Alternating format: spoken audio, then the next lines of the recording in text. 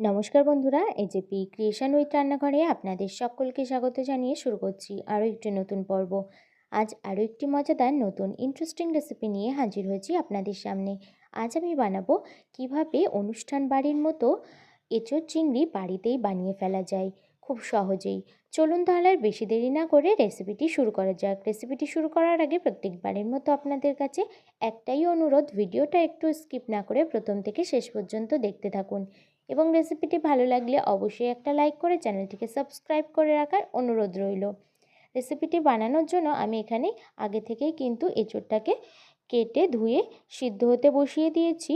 আমি এখানে কিন্তু এঁচোড়টাকে 30%-এর মতো সিদ্ধ করব, যাতে যে আঠার গন্ধটা এঁচোড়ের সেটা চলে যায়। এই পর্যায়ে কিন্তু জলটা ফুটে উঠেছে আর এঁচোড়টা কিন্তু 30%-এর মতো সিদ্ধ হয়ে গেছে। আমি এবার নামিয়ে জল ঝরিয়ে নেব।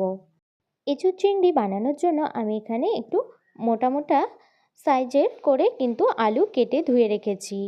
তারপর এখানে কড়াইতে আমি তেল গরম হতে বসিয়ে দিয়েছিলাম। তেলটা কিন্তু আমার এই পর্যায়ে গরম হয়ে গেছে। আলুগুলো ভেজে নেব। আলুগুলো ভেজে নেওয়ার জন্য দিয়ে দিচ্ছি একটু হলুদ গুঁড়ো আর দিয়ে দিচ্ছি নুন স্বাদ মতো। এই পর্যায়ে আলুগুলো কিন্তু আমার ভেজে নেওয়া হয়ে গেছে। আমি এবার তেল থেকে তুলে নেব। ওই তেলেই আমি এঁচোড়গুলোকেও ভেজে নেব। এঁচোড়টাকে ভাজার জন্য কিন্তু আমি এখানে নুন আর হলুদ আলাদা করে ব্যবহার করছি না। এইভাবেই কিন্তু এঁচোড়টাকে ভেজে নেব। এই পর্যায়ে ভেজে নেওয়া হয়ে গেছে, এঁচোড়টা তুলে নেব। এঁচোড় চিংড়ি রেসিপিটি বানানোর জন্য আমি এখানে চিংড়ি মাছ নিয়ে নিয়েছি কিছু পরিমাণ। তারপর চিংড়ি মাছটাকে কিন্তু কেটে বেছে ধুয়ে রেখেছি। তারপর এখানে চিংড়ি মাছগুলো ভেজে নেওয়ার জন্য কড়াইতে তেল গরম হতে বসিয়ে দিয়েছি। এবার চিংড়ি মাছটাকে কিন্তু দিয়ে দিলাম। তারপর দিয়ে দিচ্ছি নুন আর পরিমাণ মতো হলুদ গুঁড়ো দিয়ে চিংড়ি মাছটাকে ভেজে নেব। এই পর্যায়ে চিংড়ি মাছটা কিন্তু আমার ভেজে নেওয়া হয়ে গেছে। আমি এবার তুলে নেব। তারপরও এই চিংড়ি ভাজা তেলেই আমি ফোড়ন দিয়ে দেব। ফোড়নের জন্য দিয়ে দিচ্ছি শুকনো লঙ্কা, একটা শুকনো লঙ্কা হাফ করে কেটে দিয়ে দিলাম। তারপর দিয়ে দিচ্ছি দারচিনি, এলাচ, লবঙ্গ, তারপরে দিয়ে দিচ্ছি তেজপাতা।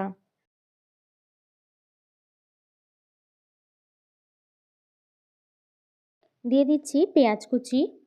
পেঁয়াজটা যাতে তাড়াতাড়ি নরম হয়ে যায় তার জন্য আমি এখানে দিয়ে দিচ্ছি সামান্য একটু নুন।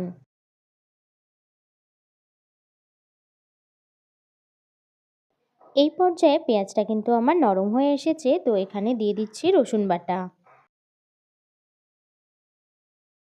তারপর রসুন বাটাটা দেওয়ার পর এখানে দিয়ে দিচ্ছি আদা আর কাঁচা লঙ্কা বাটা। সমস্ত মশলাগুলো একটু তেলে নাড়াচাড়া করে নেওয়ার পর তারপর এখানে দিয়ে দিচ্ছি একটা বড় সাইজের টমেটো বাটা। তারপর এখানে দিয়ে দিচ্ছি একটু জল মশলাটা কষিয়ে নেওয়ার জন্য। তারপর এখানে দিয়ে দিচ্ছি একটু গুঁড়ো মশলা। প্রথমে দিয়ে দিচ্ছি 1.5 চামচ ধনে গুঁড়ো, তারপর দিয়ে দিচ্ছি 1 চামচ জিরে গুঁড়ো, দিয়ে দিচ্ছি 1 চামচ চিনি, দিয়ে দিচ্ছি সামান্য একটু কাশ্মীরি লঙ্কা গুঁড়ো, দিয়ে দিচ্ছি পরিমাণ মতো হলুদ গুঁড়ো। এই পর্যায়ে মশলাটা কিন্তু আমার কষিয়ে নেওয়া হয়ে গেছে। মশলাটা থেকে তেল ছেড়ে দিয়েছে। ভেজে রাখা এঁচোড় আর আলুগুলো দিয়ে দেব। মশলার সঙ্গে এঁচোড় আর আলুটাও বেশ কিছু সময় কিন্তু ভালোভাবে কষিয়ে নিতে হবে। কষিয়ে নেওয়ার জন্য সামান্য একটু জল আমি এখানে অ্যাড করে দিলাম।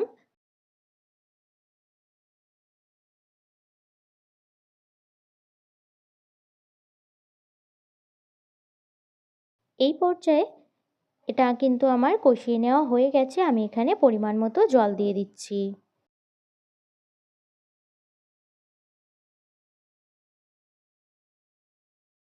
তরকারিটা এই পর্যায়ে আমার ফুটে উঠেছে। আগে যেহেতু নুন দিইনি তার জন্য এখানে দিয়ে দিলাম স্বাদ মতো নুন।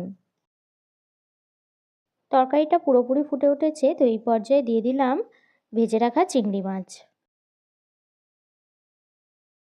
সমস্ত কিছুই কিন্তু আমার এখানে ভালোভাবে প্রায় সিদ্ধ হয়ে গেছে, তো এই পর্যায়ে দিয়ে দিলাম আমি একটু গরুর দুধ। সামান্য একটু দুধটা দিলে কিন্তু এই এঁচোড় চিংড়ি রেসিপিটা খেতে কিন্তু দুর্দান্ত লাগে। আর এখানে রেসিপিটা আমার রেডি হয়ে গেছে। আমি 1 চামচ ঘি ছড়িয়ে নামিয়ে নিচ্ছি।